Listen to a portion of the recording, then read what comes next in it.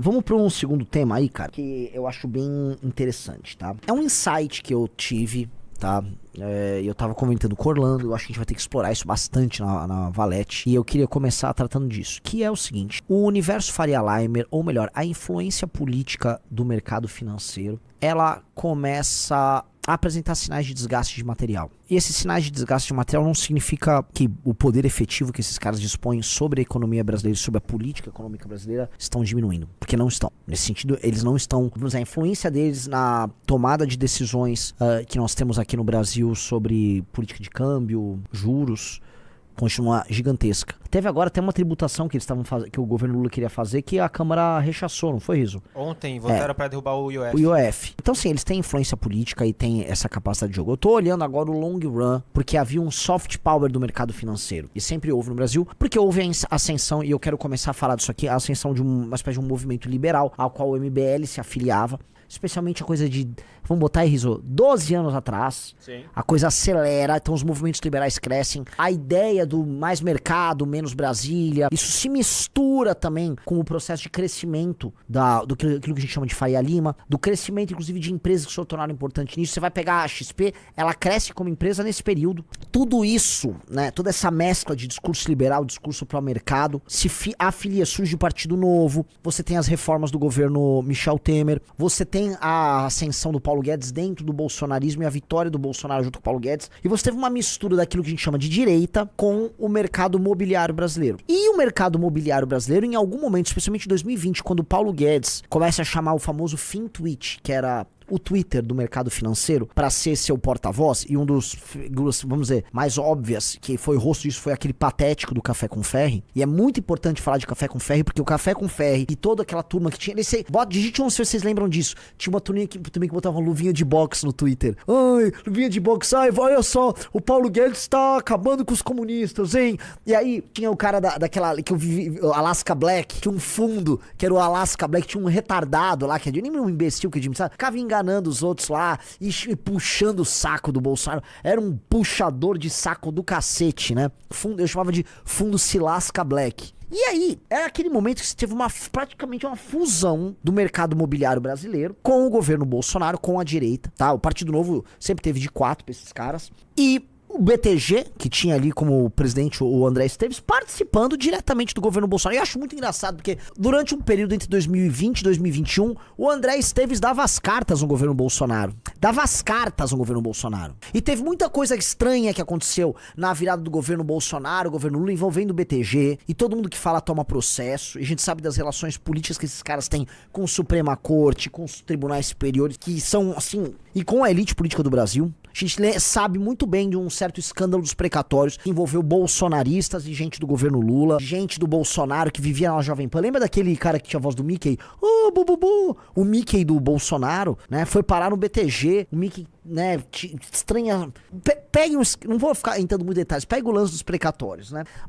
Assim, a Faria Lima tava incrustada dentro do governo Bolsonaro. E aí você tem os bancões quando o Lula ressurge e o Lula pinta como candidato. A elite se junta e fala, vamos tirar esse Bolsonaro, o caos tá completo, há uma tentativa de golpe, blá blá blá. Vamos desmontar o Bolsonaro como opção. E aí o mercado financeiro racha. Vai o BTG e os bancões pro Lula, ainda que o BTG tenha também gostasse do Bolsonaro e gosta de todo mundo. E uma outra parte ficou com o Bolsonaro. Eles racharam, ganha uma turma com o Lula e aí vai todo mundo pro Lula. Tanto que aí o próprio Café com Ferry, né, que era o maior pelego do Bolsonaro, pelego do Bolsonaro, diziam que dispunham, por conta da amizade do Paulo Guedes, ele dispunha de muita amizade com o Paulo Guedes, pra colocar aqui. Sim, tinha até uma estátua do Paulo Guedes, acho que ali naquela empresa deles, né? Enfim, esses caras... Olha lá, essa estátua constrangedora que esses caras tinham. Esses caras viraram tudo arradadista. Aí chegou a ter no começo de 2023, o Rizzo vai lembrar, uma empolgação com a Haddad. O mercado financeiro se empolga com a Haddad, bolsa teve uns momentos positivos ali e tal. E aí depois as coisas foram se acomodando. E aí o que acontece? Se eles se adaptam e o capital se adapta, e aí eles vão ter os otimismos de momento e os pessimismos de momento e as alianças políticas para cada eleição, do ponto de vista da participação no debate público e da construção de uma credibilidade junto à população, definitivamente o setor ele vem perdendo muito. Então vocês têm que entender. De um lado eles mantêm um hard power, uma capacidade política de intervenção junto a tribunais superiores, junto a grandes bancas advocatícias, junto a Senado, junto à Câmara dos Deputados, mantém, junto a instâncias do governo federal, Ministério da Fazenda, junto a Banco Central, mantém. De outro, uma espécie de movimento cultural que os justificava foi quebrando. O primeiro grupo dentro da direita a fazer isso foi quem, senhor Rafael Almeida? O MBL? O MBL, desde 2020, batendo nesses caras. Desde 2020 o MBL tava batendo nesses caras. Avisando que esses caras estavam enganando a galera. Porque, obviamente, durante a pandemia houve liquidez a dar com pau, vocês não lembram? Liquidez. E aí eles queriam criar todo um buzz em cima dessa liquidez. Então, viva Paulo Guedes, o Brasil vai bombar, o Brasil vai sair antes de todo mundo da pandemia. O Brasil, viva Paulo Guedes. Lógico, tinha liquidez, muito dinheiro sendo jogado de helicóptero, o mundo inteiro fazendo isso. E esse dinheiro precisa ser captado e jogado em alguma coisa. Então, porra, invista no mercado imobiliário, invista aqui, ali. E eles ficaram usando isso pra pegar aquele afã das pessoas e tal, e fazer grana em cima daquilo, como fizeram, e os peixinhos, os trouxas caem. E aí eles tinham que criar toda aquela empolgação, viraram apologistas ali do bolsonarismo. O tempo passa, o tempo voa e a poupança Bomerindozão continua numa boa. E eles, né, você pega o próprio Stuberger, né, ele era um cara que começou a denunciar, o Bolsonaro deu merda, tal, e começa a falar mal, apoiou o PT, hoje deve se arrepender das posições que adotou, ou se não, né, talvez no máximo posições econômicas, posições políticas, não sei, né. Mas o que tem é o seguinte, tá difícil justificar que o mercado financeiro brasileiro é, algo super bacana e que não é nada além do que outro setor brasileiro que atua politicamente, que dispõe de posições privilegiadas para interferir a seu bel prazer e que tem na concentração de poder de alguns de seus agentes também um problema, não só para o setor deles, para a economia brasileira em geral. A indústria já cumpriu esse papel várias vezes, não imagina que o mercado financeiro não o faria. E aí a gente tá vendo algumas coisas que são importantes. Então o MBL foi o primeiro grupo a dar porrada e brigar com esses caras, mas se vocês olharem com carinho, isso começou a acontecer no bolsonarismo. E começou a acontecer de uma maneira até engraçada, porque como o bolsonarismo vai fazer as coisas de maneira meio desengonçada, eles já estão assim, eles descobriram agora que eles são nacionalistas, né? Então o Kim Paim tá puxando essa briga. Então, eles são nacionalistas e agora eles são contra privatizações. É? Tá, beleza, né? Então veja só.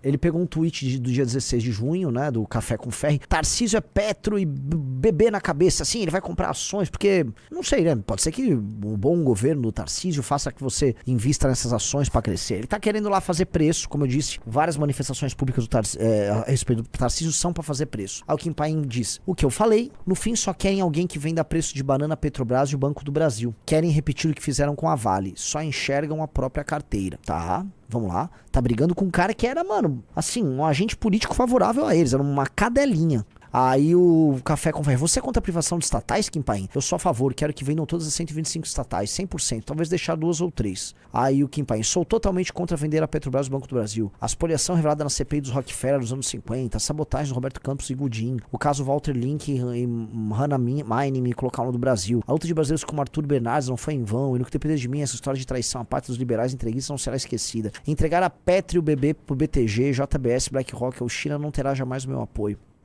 Eu acho muito complicado, porque assim, boa parte daquilo que todos nós utilizamos como produtos e serviços, né, depende, ou melhor, tem na composição das empresas que fizeram esses produtos ou serviços, dinheiro de algumas dessas empresas. A BlackRock tá em tudo e o fluxo de capital em pessoal que fica girando o mundo vai ser assim. Essa é a natureza do capitalismo, gostemos nós ou não. Gostemos nós ou não. Essa é a natureza disso, e essa é a natureza do capitalismo, a despeito de problemas, externalidades que existem, inclusive em termos de soberania. Ela garante pra gente, né, um mundo, gostemos ou não, muito mais afluente em termos materiais do que qualquer coisa que a gente tinha 50 anos atrás, 100 anos atrás, 150 anos atrás.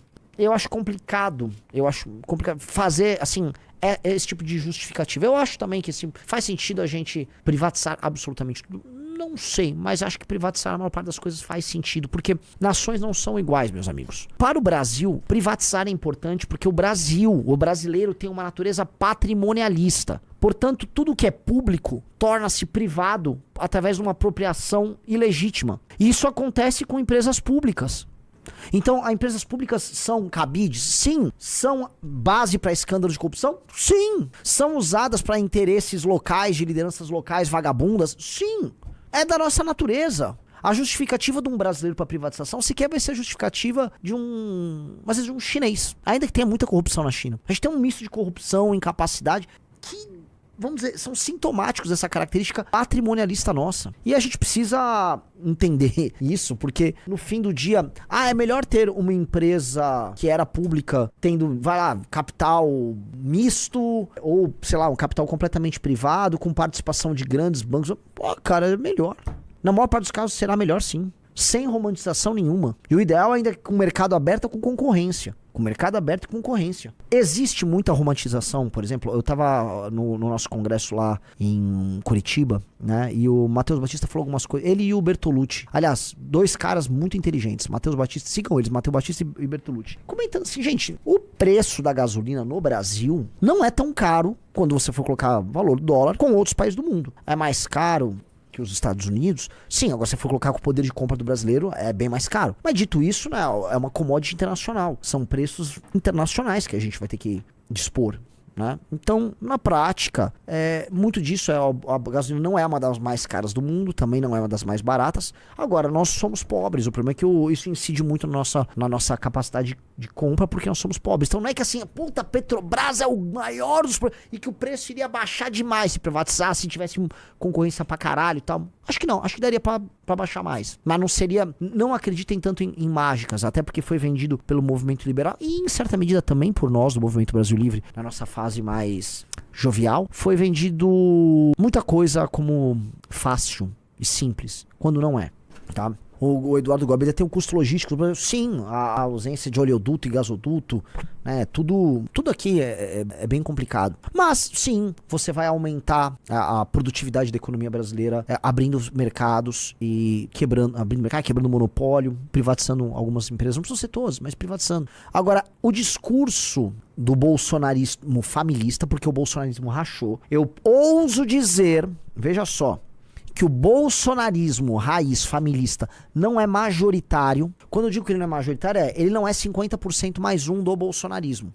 Todos os outros clusters do bolsonarismo somados dão mais de 50%. O nicolismo com o PL jovem e, sabe, sei lá, o movimento gay do PL, que é esse. Esses caras, cara, em termos de voto independente, já estão gigantes. Hoje, um importante naco deles, que eles estão lá brigando, Partido Novo. Partido Novo é um naco desses caras, ali do bolsonarismo. Outros caras que são mais ou menos dependentes, ou centrônicos, que tem algum grau de lealdade à família. Mas a família mesmo é um núcleo menor, que vem reduzindo a participação acionária dela naquilo que se chama de bolsonarismo. E aí esses caras estão investindo através do Eduardo e do Kim Paim num discurso novo. É como se o Eduardo, o Kim Paim e uma fração desses caras estivessem experimentando algo novo pra lá na frente o Bolsonaro comprar. Mas não se sabe se vai rolar. Um exemplo disso, Tarcísio. O Tarcísio, ele vem se tornando o nome eleitoral pra eles mais óbvio. O Bolsonaro, dizem por aí que o Bolsonaro já, nos bastidores, deu o aceite dele à candidatura do Tarcísio. Beleza, atendi. É um ponto. Em geral, os caras soltam isso pra fazer preço. Então, quando fica sendo essas matérias, é pra fazer preço. Mas, eu já comentei aqui com vocês que o Centrão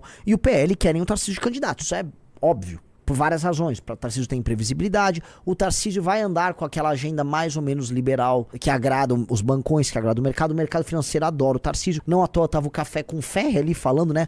O Tarcísio a gente faz preço, não sei o que, BB, Banco do Brasil e Petrobras vai fazer preço. Comprem Banco do Brasil e Petrobras e tal. Que é essa putaria que esses caras ficam fazendo. Mas o Tarcísio representa a vitória de algo que seria como um governo Temer novamente, ou um sonho de um retorno tucano ao poder. É um governo de centro, com umas pitadas à direita, que vai acomodar com a imprensa. É um governo de acomodação, como todo governo do Centrão é. Não deixa de ser sintomático que um dos maiores partidos do Centrão de todos, e com o maior espírito centrônico em si, que é o PSD do Kassab, tenha feito sua propaganda de televisão com o Tarcísio como estrela. Você viu isso, Iso? Põe um Google, né? PSD, Tarcísio, propaganda. Ou seja, o Kassab investiu no Tarcísio como garoto propaganda do PSD, mas o Tarcísio do Republicanos, e nada nos diz, e é muito improvável que o Tarcísio seja candidato a presidente pelo PSD. Olha lá, quer botar aí a notícia, ó? O governo de São Paulo arregaça as mangas e trabalha muito. Em parceria com o PSD, a gente está avançando cada dia mais. Tem obras importantes e programas inovadores acontecendo em todo o estado. Junto com o governador Tarcísio de Freitas, nós já estamos preparando hoje um futuro com ainda mais desenvolvimento e oportunidades para todos os paulistas. Vamos juntos. Venha para o PSD. Sabe por que São Paulo melhor? Enfim, são vários pelo visto, mas Kevin... Reparou, amigos, que a propaganda é mó malandra, porque ela parece que é uma propaganda do governo, e a propaganda fala do PSD em terceira pessoa. Olha no começo com a propaganda. A propaganda é do PSD. Foi o PSD que fez. Mas parece que é uma propaganda do governo de São Paulo falando do PSD. Olha só. São Paulo arregaça as mangas e trabalha. Arregaça as mangas e trabalha. Trabalha muito. Em parceria com o PSD, a gente está avançando cada dia Entendeu? mais. Entendeu? Olha... Parece que é uma propaganda do Tarcísio falando do PSD, endossando o PSD. Como assim? Ó, o governo trabalha em parceria com o PSD, a gente avança. O PSD tá em terceira pessoa, mas a propaganda do PSD. A propaganda do PSD. É uma malandragem isso. Uma malandragem, só que eles estão se vinculando. Isso é cheirinho. Cheirinho deles estão construindo uma candidatura presidencial, construindo uma coalizão para uma candidatura presidencial que agrega todo mundo. Só não agrega direitinho, olhar o bolsonarismo. E aí quando vem o Kim Paim com esse discurso, é um discurso complicado. Porque talvez eles façam essas coisas muito inspiradas no caminho próprio que o MBL fez. Na própria... Que lembra que ele próprio elogiando o livro amarelo. Ó, eles estão indo buscando um caminho que não tá nesse liberbobismo. Mas não é assim. Não é assim. Na forçada. E tem um problema. O mercado financeiro, isso em qualquer lugar, costuma agregar capital humano de alta qualidade. O setor de tecnologia, o setor financeiro agrega essas pessoas. Você vai pegar as pessoas formadas nas melhores universidades, vão parar no mercado financeiro porque paga mais, paga muito. Tem uma concentração de renda óbvia, você lida com fluxo de capital, portanto você não está lidando com produtos, está lidando com o dinheiro que circula para fazer os produtos e serviços. Então, paga-se bem. Então, né, o melhor capital humano vai parar ali. Quando você começa a rechaçar isso, você cai no discurso nacionalista, você começa a parar de lidar com esse capital humano de alta qualidade. Ainda aqui, né, pensando direito, né, quem fazia proselitismo no mercado financeiro no Twitter para o bolsonarismo não era o capital humano de alta qualidade, eram os grifters, né, eram picaretas, os vagabundos, e os vagabundos estavam lá, né, falando, mas em grande medida o bolsonarismo também se afasta um pouco disso. E eles me soa muito mais a construção de discurso de nicho do que qualquer outra coisa. Ok, façam o que quiser.